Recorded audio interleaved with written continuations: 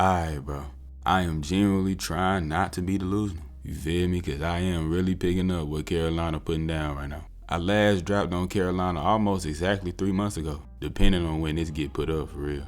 Not too much has changed since then necessarily, but specifically, the draft has taken place. But I'll get a little more into that later on. I want to use majority of this video low-key to talk about Bryce Young. Now, big picture, objectively speaking, bad rookie year.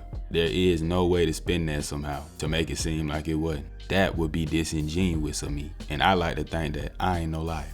But his rookie year was absolutely better than a lot of people would make it out to be. I sat there and watched almost all of it. After week 16, I promise you I had to stop for the sake of my mental health. Anyways, did Bryce make his fair share of mistakes? Indubitably. Does he have his flaws as a player? Without a doubt. But most of them weaknesses are things that we was already knowing about my dog coming out of school. His footwork is often all over the place, which can mess up his timing and affect the power he can get in the throws when he going downfield. Most of what he does with his footwork though, he does it to try and compensate for his biggest weakness. He's small. He is a little dude for the position, which has always been the case. It ain't nothing new for him. He done adapted his style over the years to make it work. But regardless of what anybody will try and tell you, there was still some positives shown. His ability to anticipate being one of the biggest, as well as having an odd comfortability in the non-existent pockets he was often given, and flashes of a rushing ability that most wasn't expecting. Like I said, I ain't necessarily trying to cover for Bryce Young. It was not a good year. But I don't think a single quarterback in the league would have succeeded here in Carolina last year. Except maybe Patrick Mahomes, which really speak to how bad the situation was if I'm questioning one of the greatest at the position could have got anything done. And also seeing a historic rookie season from Bryce's counterpart, the guy you passed on after trading up to number 1, and happened to go right after Bryce did, does make his season look a lot worse. But I will not allow y'all to ignore the horrendous situation my boy stepped into. Boo-boo coach, a less than ideal supporting cast, I'll say. Starting with one of the worst O-lines from last year. Saw some unfortunate injuries, putting guys, Chandler Zavala, on the field that just wasn't ready for that. But that aside, everyone on that line except for Taylor Moton saw some gross regression. As I mentioned on the Carolina video late last year, I chalk a lot of that regression up to scheme changes that did not favor them boys at all. But my young bull also had one of the worst receiving rooms possible.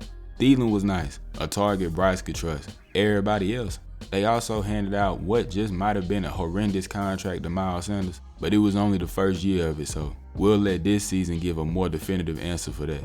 Also, quickly, Jonathan Mingo. It's so funny to me all the slander he received throughout the season because I thought we was in agreement that he wasn't the most pro-ready prospect. You usually have to give them size speed mutants some time to develop, but they could still be effective year one. Given who his coaches were though, I personally gave up on that pretty early on. But he absolutely showed improvements from week 1 to week 18, but most folks wouldn't acknowledge that. Here again though, had a historic season from another rookie at his position. That just so happened to go after Mingo did, so it just makes him and his season look even worse than it already was. But the word bust is one of several in the world of sports that have lost near all its meaning. You do not look back on one singular year to determine anything about a player or their career. Bust is a term that should be handed out at least 4-5 years down the line.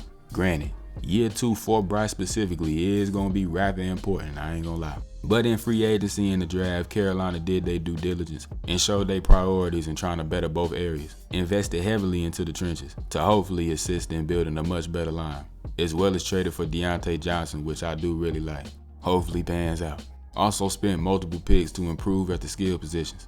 Leggett, John Brooks, and Jatavion Sanders are all very intriguing players that I think could help out relatively early. God willing at least. Took some bigger blows on the defensive end, losing Brian Burns and Frankie Luvu mainly, as well as Dante Jackson, whether y'all would like to admit that or not. But did bring in guys to help out, specifically up front, clearly looking to take more of a rush the passer by committee approach. Still waiting on that Stephon Gilmore signing too. And it's the first year for a new regime, headed by a coach that just helped Baker Mayfield get his career back on track. I promise you, dog, I'm trying to limit my delusion, but it's getting a little bit difficult. Carolina still is impoverished, so yeah. But man, if the city could just get somewhere between 4 and 6 wins, I promise you I'll be good. Ain't nowhere else to go but up from last year, so we gon' see.